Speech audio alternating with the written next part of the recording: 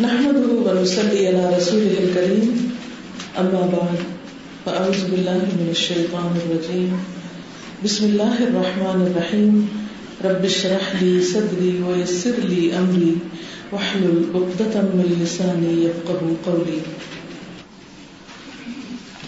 ابھی آپ کو ایک کاغذ دیا گیا تھا, مل گیا سب کو؟ آپ سب دین کے کام کو کیا سمجھتے, کام یا جاب؟ کام یا جاب؟ کام. جی آپ کیا سمجھتے؟ جاب, کام. دین کا کام ہوتا ہے چاہے کچھ بھی کر رہے ہوں, لیکن بہت سے لوگ آہستہ آہستہ اس کو کیا بنا لیتے ہیں, جاب. جاب کرنے والے اور کام کرنے والے میں فرق کیا ہوتا ہے؟ دونوں کے ایٹیٹیوڈ میں, نظریے میں, رویے میں, طریقے میں, سوچ میں, باتوں میں کیا فرق ہوتا ہے آپ کے خیال میں؟ جی جاب جو ہے وہ ایک ڈیزگنیشن ہے, نام ہے, ایک نام ہے. کام کوئی بھی ہو سکتا ہے. کام رسپانسبلٹی, کام رسپانسبلٹی ہے. کام اپنے لیے ہوتا ہے, جاب کسی اور کے لیے. کام اپنے لیے ہوتا ہے, جاب کسی اور کے لیے ہوتی ہے. Very good. کام میں آپ کو یہ کوئی ریٹرن چاہیے ہوتا ہے نا, جی جاب آپ جس کے لیے کرتے ہیں اس سے آپ ریٹرن مانگتے ہیں, جبکہ کام آپ اپنا سمجھ کے کرتے ہیں اور اس کا ریٹرن آپ لوگوں سے نہیں چاہتے, آپ کس سے چاہتے ہیں؟ اللہ سبحانہ و تعالیٰ سے. جو ہم کام کر رہے ہیں خاص طور پر, یا پھر انسان کسی بھی کام کو جو کرتا ہے وہ اپنا کام کرتا ہے نا, اور اپنا سمجھ کے کرتا ہے. جیسے گھر کا کام کاج ہے, یا اپنے بچوں کا کام ہے, یا کوئی بھی کام آپ کرتے ہیں جس کو آپ اپنا سمجھتے ہیں. تو دین کے کام کو بھی یا آپ اپنا کام سمجھتے ہیں, یا کسی انسان کا کام سمجھتے ہیں, یا پھر کسی ادارے کا کام سمجھتے ہیں. تو یہ بہت اچھی طرح ہمیں واضح ہونا چاہیے کس کا ہے,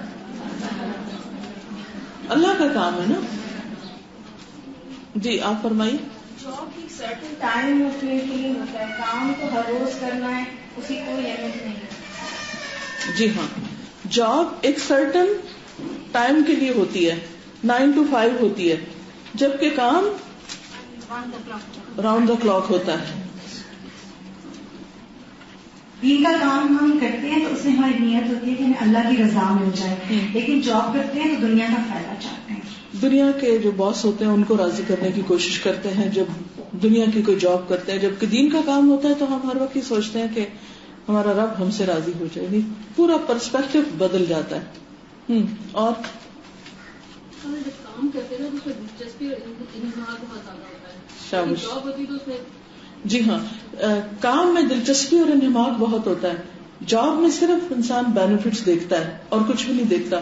مجھے ابھی کوئی خاتون بتا رہی تھی کہ ان کے بیٹے کو جو وہ جاب کرتا ہے, ہی ہیٹس دیٹ جاب, اور اس کو بالکل پسند نہیں ہے وہاں جاب کرنا, لیکن جب اس کو سیلری ملتی ہے تو پھر وہ کہتا ہے اوکے آئی کنٹینیو.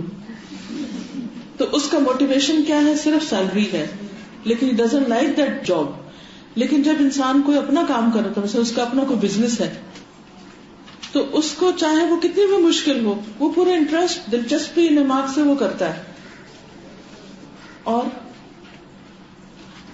جاب جو ہے نا وہ معاوضے کی بھی کی جاتی ہے, اور کام بلا معاوضہ اللہ کی رضا کے لیے کیا جاتا ہے. ٹھیک ہے, اس میں اگر کوئی معاوضہ وقتی طور پہ کسی چیز کا کچھ تھوڑا بہت, کیونکہ اللہ کے کام کا تو کوئی معاوضہ بندہ دے ہی نہیں سکتا, لیکن اگر تھوڑا بہت کوئی ہوتا ہے تو وہ اس کی پرائرٹی نہیں ہوتی, وہ تو اس کے کوئی وقتی ضرورت ہو سکتی, لیکن وہ اس کے لیے نہیں کام کر رہا ہوتا کہ اچھا اگر میں نے کام نہ کیا تو پھر یہ میری اس ارننگ کا کیا ہو. It's not earning. دنیاوی طور پہ ایک خاص جگہ پہ بیٹھتے ہیں, صرف اس جاب سے ریلیٹڈ لوگوں سے ملتے ہیں, لیکن دین کے کام کے لیے نہ کوئی ریلیٹ ہو, لیکن ہمیں ریلیٹ ہونا ہے ہر ایک. خود ہمیں دوسروں کے ساتھ آگے بڑھنا ہے نا, کیونکہ ہمارا اپنا کام ہے. جیسے کسی کا اپنا بزنس ہوتا ہے تو اس بزنس کو بڑھانے کے لیے وہ خود دوسروں کی طرف پرو ایکٹیو اپروچ کے ساتھ دوسروں کو جا کے ملتا ہے. وہ یہ انتظار نہیں کرتا کہ کوئی آئے. جیسے آپ دیکھیے دکاندار جب دکان پہ کھڑا ہوتا ہے تو وہ یہ تو نہیں کہتا اچھا اگر یہ کسٹمر نہیں آ رہا تو نہ آئے, باہر جاتے رستے سے اس کو اندر بلا رہے ہوتے ہیں, اور اندر آ جائے تو واپس نہیں جانے دیتے. آپ جاب کے لیے انسان اپنے کمفرٹ جو ہے وہ نہیں چھوڑتا, لیکن کام کے لیے اپنے کمفرٹ چھوڑ کے کام کرتا ہے. جی ہاں, کام ہر حال میں کام کرتا ہے، خوشی ہو، غمی ہو، بیماری ہو، ہڑتال ہو، کچھ ہو، جس نے کام کرنا ہے وہ اس کو ان چیزوں سے کوئی غرض نہیں ہوتی، اسے تو کرنا ہی کرنا ہے. ہم بات کریں دین کے کام کے حوالے سے، مجھے لگتا ہے کہ دنیا میں بھی جس چیز کو ہم کام سمجھتے ہیں نا اس کو واقعی کام کی طرح کرتے ہیں.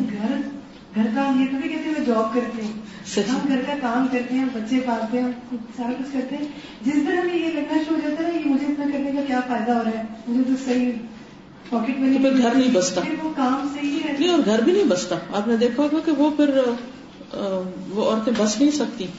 ریسیشن بھی آ جاتا ہے، انسان جاب لیس بھی ہو جاتے ہیں، کبھی سیچوریشن آ جاتی ہے. لیکن یہ کام ایسا ہے کہ اس میں اتنا زیادہ کام ہے کہ کبھی اس کا خوف نہیں کہ یہ کام سے بالکل جاب لیس نہیں ہو. بالکل. اب مسئلہ میں جہاں کہیں بھی ہوتی ہوں میرے پاس ہر جگہ کام ہوتا ہے، چاہے میں ایئرپورٹ میں ہوں، چاہے میں گاڑی میں ہوں، چاہے کہیں بھی ہوں، میرے پاس ہر وقت کام ہے. کبھی یہ نہیں ہوا کہ میرے پاس کام نہیں ہے، اب میں جاب لیس ہو گئی ہوں.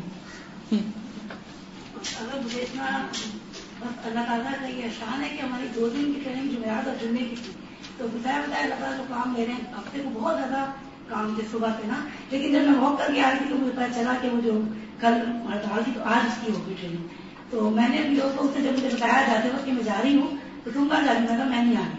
حالانکہ میں نے سوچا کہ یہ تو کام ہو جائیں گے، چھوڑو پہلے میں یہ کام کراتی ہوں، میں سیکھوں گی تو آگے سکھا کروں گی. تو مجھے اتنی خوشی ہو رہی ہے کہ میں آپ کو بتا رہی تفصیل کہ میں نے آپ کو خواب میں دیکھا تھا اور ابھی سامنے دیکھا. اور اس میں اتنی حکمت تھی کہ کل بیچ میں چھٹی آ گئی، کل میرے کمر میں بل پڑ گیا اور میں آنے کے قابل ہی نہیں تھی. اگر کل ٹریننگ ہوتی تو میں شاید آ بھی نہ سکتی. تو میں نے کہا کہ اللہ کی کتنی میرے سچ نیت شاید سچی تھی کہ مجھے جانا ہی جانا ہے. تو اللہ تعالیٰ نے مجھے ریسٹ بھی کروا دیا اور الحمدللہ آج میں بہت زیادہ بہتر کل سے فیل کر رہی ہوں. اللہ کا شکر ہے. تو یہ ہے کہ اللہ تعالیٰ ہمیں اسی طرح اپنے کام کے لیے چنے رکھے، کیونکہ اس کی توفیق کے بغیر نہیں ہو سکتا. ایک اور چیز ہے کہ جو لوگ جاب پر ہوتے ہیں نا تو وہ اپنی جان بچاتے رہتے ہیں، ٹال مٹول کرتے رہتے ہیں، وقت کا صحیح استعمال نہیں کرتے. لیکن جو اللہ کے کام پر ہوتا ہے وہ ایک ایک منٹ کو صحیح استعمال کرتا ہے کہ یہ میں بس کسی طرح کر جاؤں. جاب میں انسان تھک جاتا ہے. ہاں یہ کہتی ہے جاب میں انسان تھک جاتا ہے لیکن اس کام میں تھکتے نہیں. استاد جیسے کچھ طبیعت میری اس طرح خراب تھی تو ڈاکٹر وغیرہ سے بھی بات ہوئی تو اس میں یہ تھا کہ اگر اس وقت میری جاب ہوتی تو یقیناً مجھے کمپلیٹ ریسٹ چاہیے تھا جس کے لیے مجھے چھٹی لینی پڑتی ہے اس وقت. لیکن اس میں یہ ہے گھر پہ ذرا سا بیٹھتی ہوں تو مجھے لگتا ہے ایک دن کل کا دن تھا ڈپریشن شروع ہوتی ہے. اس میں آ کر میری ریکوری ہوتی ہے بلکہ لانگ آورز. اور اس میں نے بہت سمجھایا فیملی کو بھی سب کو کہ اس سے کوئی فرق نہیں پڑ رہا ہے. میں جب مینٹلی اتنی اس میں ریلیکس ہوتی ہوں تو اسی سے میرے فزیکلی بھی فرق ہے. بالکل صحیح. اب دیکھیں جو لوگ کام کو کام سمجھتے ہیں نا تو بعض اوقات ان کی نیند رات کے 2 بجے آ رہی ہوتی ہے، کبھی وہ 1:30 بجے، کبھی وہ 3 بجے. تو میں کہتی یا اللہ یہ اللہ کی بندیاں سوتی نہیں ہیں. اور پھر میرے دل سے دعائیں نکلتی ہیں ان کے لیے کہ یا اللہ تو ان کا قبول کر اور ان کو استقامت دیے رکھ. کیونکہ انسان کو جس کو کام کرنا ہے وہ اپنی نیند میں سے ٹائم چرا لے گا، وہ اپنے اور کاموں میں سے، اپنی دلچسپیوں میں سے وہ کہیں نہ کہیں سے راستے تلاش کر لے گا. اس کے لیے بہانہ تھوڑی ہے چونکہ وہ ٹائم ختم ہو گیا تھا تو اس لیے باقی کام میں نے کیا ہی نہیں. وہ ایسے تھوڑی کرتا کام. تو چلیے یہ کہانی تھوڑی سی پڑھ لیتے ہیں کہ جاب اور کام. پڑھیے. جاب اور کام. نوجوان کی آنکھوں میں آنسو تھے. اس نے پلکوں پر ٹشو رکھ دیا. ہم سب چند لمحوں کے لیے خاموش ہو گئے. اس کی جگہ کوئی بھی ہوتا تو یہی صورتحال ہوتی. آپ ایک لمحے کے لیے خود سوچئے، اگر آپ نے ایک اچھی پوزیشن کے ساتھ MBA کیا ہو، اگر آپ صحت مند ہوں اور خوبصورت جوان ہوں، لیکن آپ نوکری کے لیے جہاں بھی درخواست دیتے ہوں آپ کو صاف جواب مل جاتا ہو تو آپ پر کیا گزرتی، آپ کا رد عمل کیا ہوتا. لہٰذا نوجوان بری طرح داخلی ٹوٹ پھوٹ کا شکار تھا. میں نے اس سے کہا کہ میں تمہیں ایک کہانی سنانا چاہتا ہوں. اس نے سر اٹھا کر میری طرف دیکھا. اس کی آنکھوں میں تحیر اور بے بسی تھی. میں نے عرض کیا، کیپ ٹاؤن کی میڈیکل یونیورسٹی کو طبی دنیا میں ممتاز حیثیت حاصل ہے. دنیا میں پہلا بائی پاس آپریشن اسی یونیورسٹی میں ہوا تھا. اس یونیورسٹی نے 3 سال پہلے ایک سیاہ فام شخص کو ماسٹر آف میڈیسن کی اعزازی ڈگری دی جس نے زندگی میں کبھی اسکول کا منہ نہیں دیکھا تھا. جو انگریزی کا ایک لفظ پڑھ سکتا تھا نہ ہی لکھ سکتا تھا. لیکن 2003 کی ایک صبح دنیا کے مشہور سرجن پروفیسر ڈیوڈ ڈینٹ نے یونیورسٹی کے آڈیٹوریم میں اعلان کیا، ہم آج ایک ایسے شخص کو میڈیسن کی اعزازی ڈگری دے رہے ہیں جس نے دنیا میں سب سے زیادہ سرجن پیدا کیے، جو ایک غیر معمولی استاد اور حیران کن سرجن ہے، اور جس نے میڈیکل سائنس اور انسانی دماغ کو حیران کر دیا. اس اعلان کے ساتھ ہی پروفیسر نے ہیملٹن کا نام لیا اور پورے آڈیٹوریم نے کھڑے ہو کر اس کا استقبال کیا. یہ اس یونیورسٹی کی تاریخ کا سب سے بڑا استقبال تھا. نوجوان چپ چاپ سنتا رہا. میں نے عرض کیا، ہیملٹن کیپ ٹاؤن کے ایک دور دراز گاؤں سنیٹانی میں پیدا ہوا. اس کے والدین چرواہے تھے. وہ بکری کی کھال پہنتا تھا اور پہاڑوں پر سارا دن ننگے پاؤں پھرتا تھا. بچپن میں اس کا والد بیمار ہو گیا، لہٰذا وہ بھیڑ بکریاں چھوڑ کر کیپ ٹاؤن آ گیا. ان دنوں کیپ ٹاؤن یونیورسٹی میں تعمیرات جاری تھی. وہ یونیورسٹی میں مزدور بھرتی ہو گیا. اسے دن بھر کی محنت مشقت کے بعد جتنے پیسے ملتے وہ پیسے گھر بھجوا دیتا اور خود چنے چبا کر کھلے گراؤنڈ میں سو جاتا. وہ برسوں مزدور کی حیثیت سے کام کرتا رہا. تعمیرات کا سلسلہ ختم ہوا تو وہ یونیورسٹی میں مالی کی حیثیت سے بھرتی ہو گیا. اسے ٹینس کورٹ کی گھاس کاٹنے کا کام ملا. وہ روز ٹینس کورٹ پہنچتا اور گھاس کاٹنا شروع کر دیتا. وہ 3 برس تک یہ کام کرتا رہا. پھر اس کی زندگی میں ایک عجیب موڑ آیا. وہ میڈیکل سائنس کے اس مقام تک پہنچ گیا جہاں آج تک کوئی دوسرا شخص نہیں پہنچ سکا. یہ ایک نرم اور گرم صبح تھی. نوجوان سیدھا ہو کر بیٹھ گیا. میں نے عرض کیا، پروفیسر رابرٹ جوئلز زرافے پر تحقیق کر رہے تھے. وہ دیکھنا چاہتے تھے جب زرافہ پانی پینے کے لیے گردن جھکاتا ہے تو اسے غشی کا دورہ کیوں نہیں پڑتا. انہوں نے آپریشن ٹیبل پر ایک زرافہ لٹایا، اسے بے ہوش کیا. جو ہی آپریشن شروع ہوا زرافے نے گردن ہلا دی. چنانچہ انہیں ایک ایسے مضبوط شخص کی ضرورت پڑ گئی جو آپریشن کے دوران زرافے کی گردن جکڑ کر رکھے. پروفیسر تھیٹر سے باہر آئے. سامنے ہیملٹن گھاس کاٹ رہا تھا. پروفیسر نے دیکھا وہ ایک مضبوط قد کاٹ کا صحت مند نوجوان ہے. انہوں نے اسے اشارے سے بلایا اور زرافے کی گردن پکڑنے کا حکم دے دیا. اس نے گردن پکڑ لی. یہ آپریشن 8 گھنٹے جاری رہا. اس دوران ڈاکٹر چائے اور کافی کے وقفے کرتے رہے، لیکن ہیملٹن زرافے کی گردن تھام کر کھڑا رہا. آپریشن ختم ہوا تو وہ چپ چاپ باہر نکلا اور جا کر گھاس کاٹنا شروع کر دی. دوسرے دن پروفیسر نے اسے دوبارہ بلایا. وہ آیا اور زرافے کی گردن پکڑ کر کھڑا ہو گیا. اس کے بعد یہ اس کی روٹین ہو گئی. وہ یونیورسٹی آتا 8-10 گھنٹے آپریشن تھیٹر میں جانوروں کو پکڑتا اور اس کے بعد ٹینس کورٹ کی گھاس کاٹنے لگتا. وہ کئی مہینے دوہرا کام کرتا رہا اور اس نے اس ڈیوٹی کا کسی قسم کا اضافی معاوضہ طلب کیا اور نہ ہی شکایت کی. پروفیسر رابرٹ لوئس اس کی استقامت اور اخلاص سے متاثر ہو گیا. اس نے اسے مالی سے لیب اسسٹنٹ بنا دیا. ہیملٹن کی پروموشن ہو گئی. وہ اب یونیورسٹی آتا، آپریشن تھیٹر پہنچتا اور سرجنوں کی مدد کرتا. یہ سلسلہ بھی برسوں جاری رہا. 1958 میں اس کی زندگی میں ایک دوسرا اہم موڑ آیا. اس سال ڈاکٹر برنارڈ یونیورسٹی آئے. انہوں نے دل کی منتقلی کے آپریشن شروع کیے. ہیملٹن ان کا اسسٹنٹ بن گیا. وہ ڈاکٹر برنارڈ کے کام کو غور سے دیکھتا رہتا. ان آپریشنوں کے درمیان وہ اسسٹنٹ سے ایڈیشنل سرجن بن گیا. اب ڈاکٹر آپریشن کرتے. وہ آپریشن کرنے کے بعد اسے ٹانکے لگانے کا فریضہ اسے سونپ دیتے. وہ انتہائی شاندار ٹانکے لگاتا. اس کی انگلیوں میں تیزی اور صفائی تھی. اس نے ایک دن میں 50 لوگوں کے ٹانکے لگائے. وہ آپریشن تھیٹر میں کام کرتے ہوئے سرجنوں سے زیادہ انسانی جسم کو سمجھنے لگا. چنانچہ بڑے ڈاکٹروں نے اسے جونیئر ڈاکٹروں کو سکھانے کی ذمہ داری سونپ دی. وہ اب جونیئر ڈاکٹروں کو آپریشن کی ٹیکنیک سکھانے لگا. وہ آہستہ آہستہ یونیورسٹی کی اہم ترین شخصیت بن گیا. وہ میڈیکل سائنس کی اصطلاحات سے ناواقف تھا، لیکن وہ دنیا کے بڑے بڑے سرجن سے بہتر سرجن تھا. 1970 میں اس کی زندگی میں ایک نیا موڑ آیا. اس سال جگر پر تحقیق شروع ہوئی تو اس نے آپریشن کے دوران جگر کی ایک ایسی شریان کی نشاندہی کی جس کی وجہ سے جگر کی منتقلی آسان ہو گئی. اس کی اس نشاندہی نے میڈیکل سائنس کے بڑے دماغوں کو حیران کر دیا.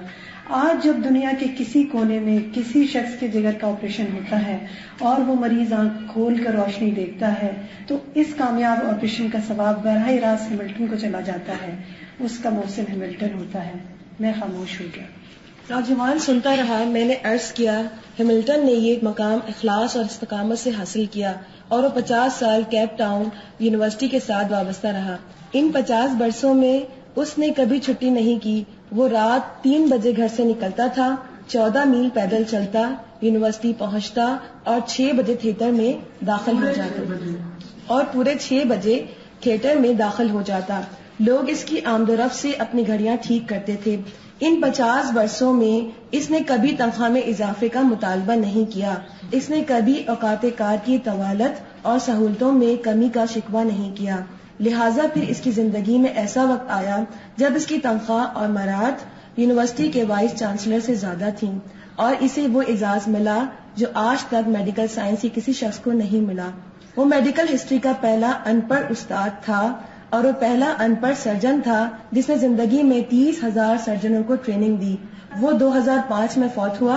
اسے یونیورسٹی میں دفن کیا گیا اور اس کے بعد یونیورسٹی سے پاس آؤٹ ہونے والے سرجنوں کے لیے لازم قرار دے دیا گیا کہ وہ ڈگری لینے کے بعد اسی قبر پر جائیں، تصویر بنوائیں اور عملی زندگی میں داخل ہو جائیں۔ میں رکا اور اس کے بعد نوجوانوں سے پوچھا، تم جانتے ہو اس نے یہ مقام کیسے حاصل کیا؟ نوجوان خاموش رہا۔ میں نے عرض کیا، صرف ایک ہاں سے۔ جس دن اسے زرافے کی گردن پکڑنے کے لیے آپریشن تھیٹر میں بلایا گیا، اگر وہ اس دن انکار کر دیتا اور اگر اس دن یہ کہہ دیتا کہ میں مالی ہوں اور میرا کام زرافوں کی گردنیں پکڑنا نہیں، تو مرتے دم تک مالی رہتا۔ یہ اس کی ایک ہاں اور 8 گھنٹے کی اضافی مشقت تھی جس نے اس کے لیے کامیابی کے دروازے کھول دیے اور وہ سرجنوں کا سرجن بن گیا۔ نوجوان خاموش رہا۔ میں نے اس سے عرض کیا، ہم میں سے زیادہ تر لوگ ساری زندگی جاب تلاش کرتے رہتے ہیں جبکہ ہمیں کام تلاش کرنا چاہیے۔ نوجوان نے میری طرف غور سے دیکھا۔ میں نے عرض کیا، دنیا کی ہر جاب کا کوئی نہ کوئی کرائیٹیریا ہوتا ہے اور یہ جاب صرف اس شخص کو ملتی ہے جو اس کرائیٹیریا پر پورا اترتا ہے، جبکہ کام کا کوئی کرائیٹیریا نہیں ہوتا۔ میں اگر چاہوں تو میں چند منٹوں میں دنیا کا کوئی بھی کام شروع کر سکتا ہوں اور دنیا کی کوئی طاقت مجھے اس کام سے باز نہیں رکھ سکے گی۔ ہیملٹن اس راز کو پا گیا، لہٰذا اس نے جاب کے بجائے کام کو فوقیت دی۔ یوں اس نے میڈیکل سائنس کی تاریخ بدل دی۔ سوچو، اگر وہ سرجن کی جاب کے لیے اپلائی کرتا تو کیا وہ سرجن بن سکتا تھا؟ کبھی نہیں۔ لیکن اس نے کھرپا نیچے رکھا اور زرافے کی گردن تھامی اور سرجنوں کا سرجن بن گیا۔ میں رکا اور ہنس کر بولا، تم اس لیے بے روزگار اور ناکام ہو کیونکہ تم جاب تلاش کر رہے ہو، کام نہیں۔ جس دن تم نے ہیملٹن کی طرح کام شروع کر دیا تو تم نوبل پرائز حاصل کر لو گے، تم بڑے اور کامیاب انسان بن جاؤ گے۔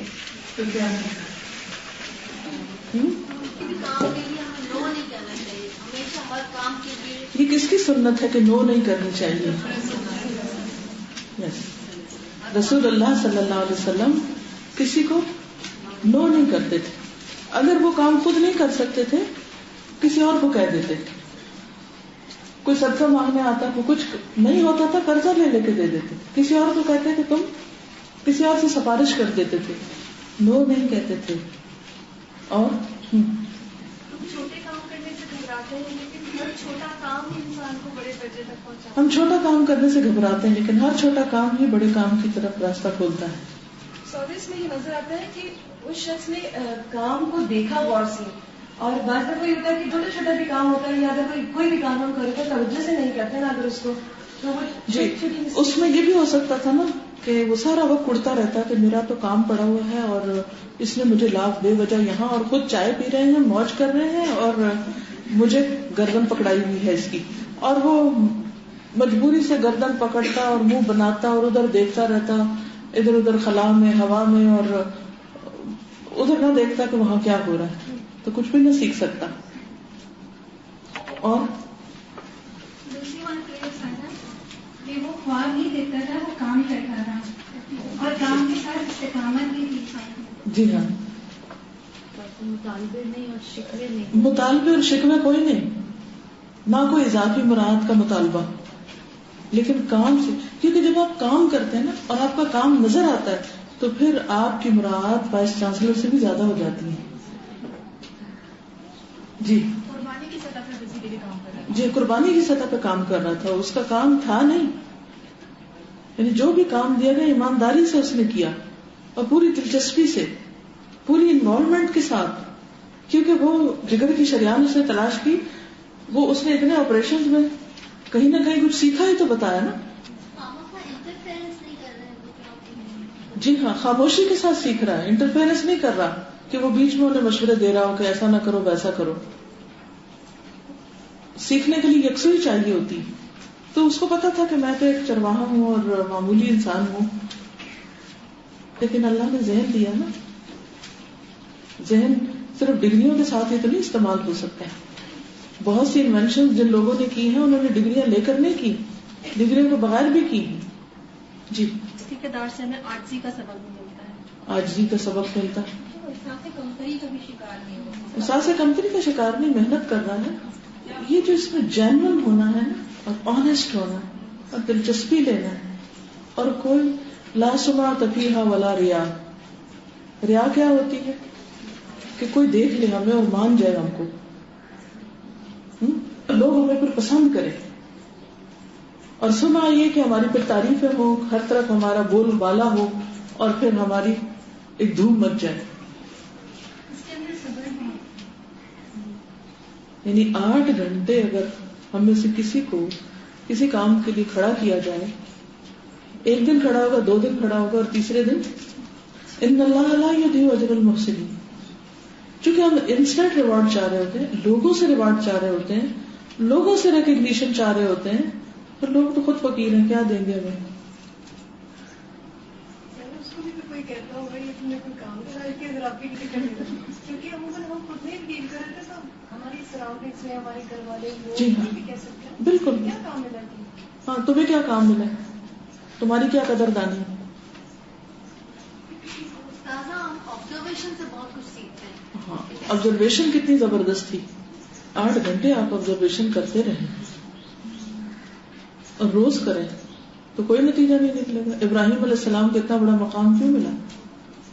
آبزرویشن کر کے جو اس نتیجے پہ وہ پہنچے. جیسے اپریسیشن چاہیے ہوتی ہے، وہ ایک لمٹ تک، اس سے انسان اگر نکلے اپنے آپ کو نکالے، پھر ایک اسٹیج آتی ہے کہ اور کچھ نہیں تو انکریجمنٹ مل جائے. جی ہاں، لیکن میں سمجھتی ہوں کہ اس میں بھی تسلی نہیں ہے. اگر آپ کو کوئی ڈسکریج کرتے تو پھر کیا کام نہیں کریں گے.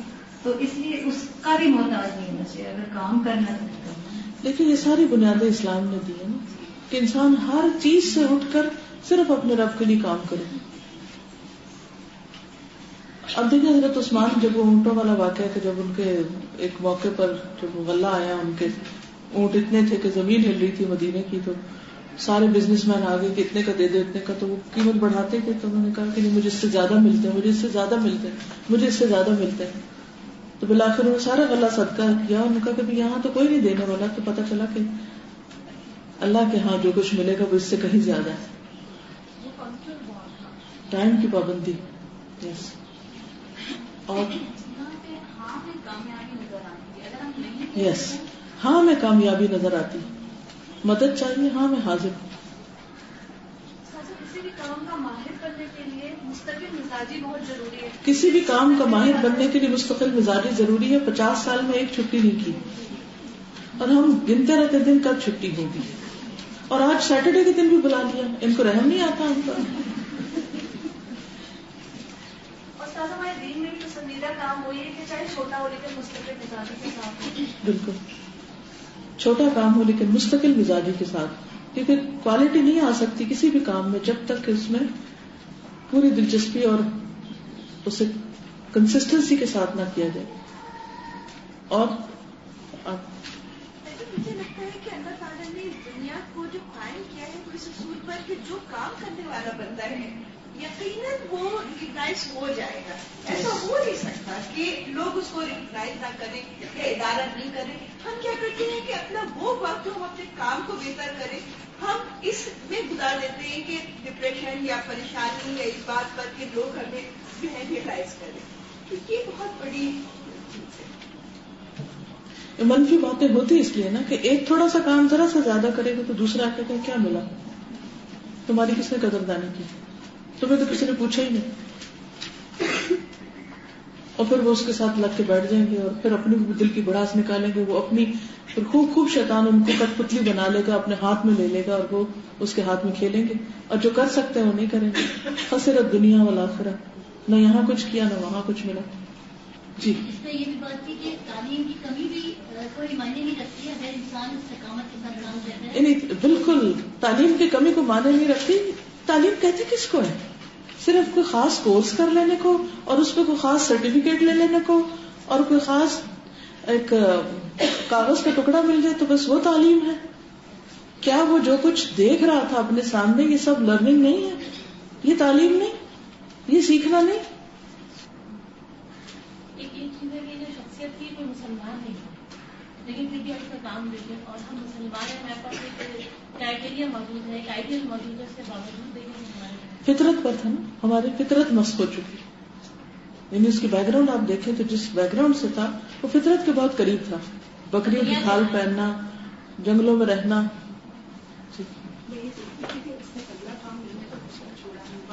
ہاں بالکل, یعنی ایک اور کام مل جانے پہ اپنا اصل کام نہیں چھوڑا, وہ گھاس کاٹنے کا کام اس نے جاری رکھا کہ وہاں سے تھک کے 8 گھنٹے کے بعد آیا اور اپنا کام مکمل کیا پھر گھر گیا. ہم سب دعا کرتے ہیں کہ رب زدنی علما ورحمنی اسألک علما نافعا وعملا متقبلا ورزقا طیبا. اور جب ہمارے سامنے قرآن کے علاوہ کوئی اور علم آتا ہے تو ہم کہہ جاتے ہیں کہ جی یہ ہم نہیں کر سکتے. علم تو ہر وہ کام ہے جو میرے سامنے آتا ہے اور میں اس کو سیکھ کے آگے بڑھتی ہوں, اس کام کو آگے بڑھتی ہوں. دن رات مومن کی نگاہ عبرت کی نگاہ ہوتی ہے, ہر واقعے سے سبق سیکھتا ہے, ہر چیز سے سبق سیکھتا ہے. جو کام ہم مینٹلی سوچ لیتے ہیں ہم دل میں تجربہ کر لیتے ہیں کہ مجھے یہ کرنا ہے, مجھے اس کا ریزلٹ دیکھ لیتے ہیں تو پھر اس کے بیچ میں جتنے ہرڈلس آتے ہیں ہم اس کو کراس کرتے ہوئے کام کر لیتے ہیں, اس کا ریزلٹ کے سامنے آتا ہی آتا ہے. اس میں لیکن بہت زیادہ صبر. یعنی یہ نہیں ہو سکتا کہ آپ کام کریں اور اس کا نتیجہ سامنے نہ آئے, یہ نہیں ہو سکتا, ہو ہی نہیں سکتا. یہ اللہ کا قانون ہے کہ من جدہ وجدہ, جس نے کوشش کی اس نے پا لیا. ہم کوشش میں آنےسٹ نہیں ہوتے, نتائج ہمارے پھر سامنے کچھ نہ اپنے آتے نہ کسی اور کے آتے ہیں اور اس کو ماننا بھی نہیں چاہتے. جی عائشہ. لیکن اس کو جو کام دیا گیا اس نے یہ نہیں ان کو کہنا شروع کر دیا کہ بالکل ان پڑھ ہوں میں تو یہ کام کر نہیں سکتا, اور جو اس کو دیا اس نے کیا اور اس کو سیکھتا گیا اور آگے اس کی پھر بالکل. ہم ایک تو یہ رونا روتے رہتے ہیں پتہ نہیں ہم یہ کر بھی سکیں گے یا نہیں, اور پتہ نہیں ہم اس قابل بھی ہیں یا نہیں, پتہ نہیں ڈر لگتا قبول بھی ہوگا کہ نہیں, ہر وقت نہیں نہیں نہیں نہیں. تو نتیجہ کیا ہوتا ہے؟ ہاتھ میں تو کچھ بھی نہیں ہوتا پھر, تو وہ بھی نہیں ہو جاتا ہے. جی اس کے کیریکٹر میں یہی بات ہے کہ اس نے اس کو اپنی جاب نہیں سمجھا کہ جب اس ادارے میں آ گیا تو اس نے کہا یہ میرا کام ہے, چاہے میں یہ گھاس کاٹوں یا مجھ سے جو بھی کہا جائے, اس نے اس کو کام کی طرح ہی لیا اور اپنا سمجھ کے جب وہ کرتا گیا تو اس ترقی پہ ترقی ہی اس کے. یعنی کہ وہ جو مالی کا کام تھا اس کو بھی اس نے اپنا کام سمجھا نا, کہ میرا کام ہے, مجھے کرنا ہے, چاہے میں کسی اور کی مدد کر رہا ہوں لیکن جس چیز کے لیے مجھے یہاں رکھا گیا تھا مجھے کرنا ہے. وہ جس حضرت اسما کو حضور صلی اللہ علیہ وسلم فرمایا تھا نا کہ لا تو کی فیو کا علی کی, مت اس کو بند کرو ورنہ تم پہ بند کر دیا جائے گا. یعنی لوگوں کو دینا مت روکو ورنہ تم پہ روک دیا جائے گا. تو دینے میں صرف مال ہی تو نہیں آتا نا. ان تنصر اللہ ہے ینصرکم ویثبت اقدامکم. ہماری جو کور ویلیوز ہیں اہداف ہیں ہماری, وہ تقریباً ساری اس کے اندر نظر آ رہی ہیں. اخلاص, امانت داری, استقامت, نظم و ضبط, صبح 6 بجے لوگ گھڑیاں اپنی سیٹ کر دیں, اور رسپیکٹ بھی ہے. تو میں یہ دیکھ رہی تھی ساری ہماری کور ویلیوز اس کے اندر موجود ہیں. اور پھر صحت بھی سب کچھ کرنے کے لیے 8 گھنٹے کھڑے ہونا,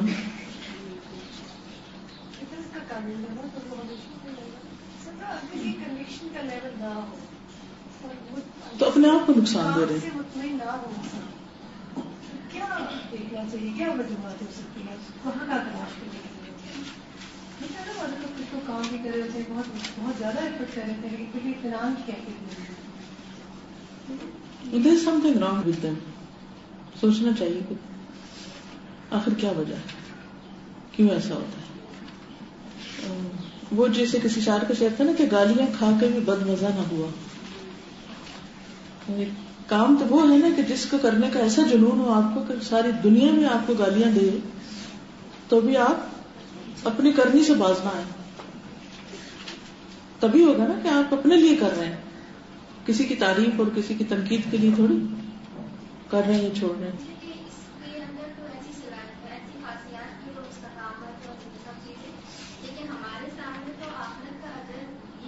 یقین کہاں ہے آخرت پہ جو اس کے اجر کی بات, ہم یہ سب باتیں کرتے ہیں. ہم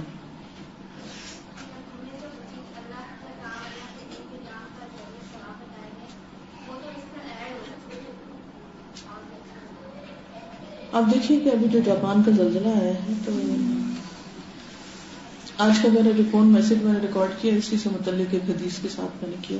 اگر آپ لوگ ویب پہ جا کے سن لیں, انشاءاللہ کل تک شاید اپلوڈ ہو جائے. تو میں یہ سوچ رہی تھی کہ ویسے بھی انسان ریلیٹ کرتا ہے ہر چیز کو اپنے ساتھ, لیکن سوچتی کہ کراچی بھی ساحل سمندر پہ ہے. اَأَمِنْتُمْ مَنْ فِي السَّمَاءِ أَنْ يَخْسِفَ بِكُمُ الْأَرْضَ فَإِذَا هِيَ تَمُورُ أَمْ أَمِنْتُمْ مَنْ فِي السَّمَاءِ أَنْ يُرْسِلَ عَلَيْكُمْ حَاصِبًا فَسَتَعْلَمُونَ كَيْفَ نَذِيرِ. ایک دن پہلے کیا ان لوگوں کو پتا تھا کہ کل کیا ہونے والا ہے, زمین کس طرح ہلے گی, اور وہ جو ورل پول ہے وہ تو ایسا لگتا ہے کہ جیسے کوئی امیجنری تصویر ہو, کہ کس طرح وہ 20-20 فٹ اوپر وہ لہریں جا رہی ہیں اور ہر چیز کو اپنی لپیٹ میں لے لیا ہے اور جگہ جگہ آگ لگی پڑی ہے. تو مجھے وہ صورت یاد آ رہی تھی کہ وَإِذَا الْبِحَارُ سُجِّرَتْ, یعنی قیامت کا نقشہ نظر آتا ہے, ہلکی سی جھلک.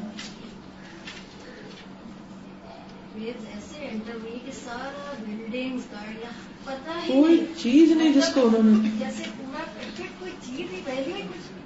میڈم جب سے وہاں کی بلڈنگس ایسی بنائی گئی ہیں جو شدید زلزلے میں بھی جن کو وہ اللہ تعالیٰ یہ دکھانا چاہتے ہیں کہ طاقت تمہاری نہیں, طاقت ساری ان القوت للہ جميعا. انسانوں کی طاقت کچھ نہیں, ہم کیا ہیں اللہ کے سامنے. کتنے دن مستیاں کریں گے کہ اس کو دھوکہ دیں گے یا اس کے کام میں خیانت کریں گے یا صرف باتیں ہی بناتے رہ جائیں گے. پڑھا رہے تھے کچھ مہینوں پہلے کی بات, اس میں زلزلوں کی بات بجلی کی بات, کسی نے کہا کہ نہیں اب تو زلزلوں کی روک تھام ہوگی. دیکھیے جاپان میں انہوں نے گھر ایسے بنا لیے نا سنو فیئر.